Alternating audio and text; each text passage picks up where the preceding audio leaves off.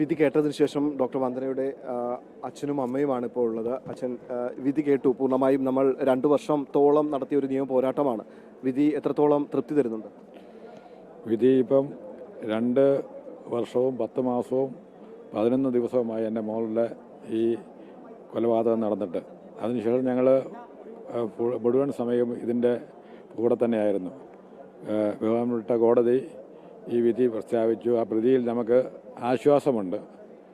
കാരണം അപൂർവങ്ങളിൽ അപൂർവമായിട്ട് ഒരു കേസായിട്ട് ഇതിനെ കാണാത്ത ഒരു സാഹചര്യത്തിൽ നമ്മൾ അതിൻ്റെ ഉയർന്ന ശിക്ഷയ്ക്ക് വേണ്ടി മേൽക്കോടതിയിലേക്ക് ഞങ്ങൾ പ്രോസിക്യൂട്ടറോട് ആലോചിച്ചിട്ട് പോകാനാണ് ഞങ്ങൾ തീരുമാനിച്ചിരിക്കുന്നത്. തീർച്ചയായും വന്ദനയുടെ അമ്മ ഏറെ വിഷമത്തിലാണെങ്കിൽ പോലും നമുക്ക് അമ്മ വിധിയിൽ തൃപ്തി വരുന്നുണ്ടോ?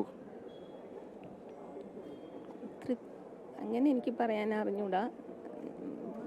നമ്മുടെ പ്രോസിക്യൂട്ടറുമായിട്ട് ആലോചിച്ചിട്ട് ഇനി അടുത്ത് ഫർദർ എന്താ ചെയ്യേണ്ടതെന്നുള്ളത് ആലോചിച്ച് തീരുമാനിക്കും. ഇപ്പോഴത്തെ ഈ വിധി കുറച്ച് ആശ്വാസം തന്നെയാണ്. ഇനി അദ്ദേഹവും അദ്ദേഹത്തിൻ്റെ ടീമും ആയിട്ട് ആലോചിച്ചതിന് ശേഷം അടുത്ത് എന്താണ് ചെയ്യേണ്ടതെന്ന് മുന്നോട്ട് പോകണം എന്നുള്ളതാണ്.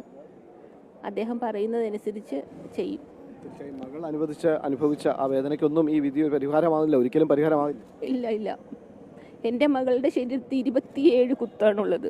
27 കുത്തും ഒരു കൈയിലെയും കാലിലെയും മാംസവും തൊലിയും കൂടി അടർന്നു പോയിട്ടുണ്ട്. ആ അനുഭവിച്ച വേദനയൊക്കെ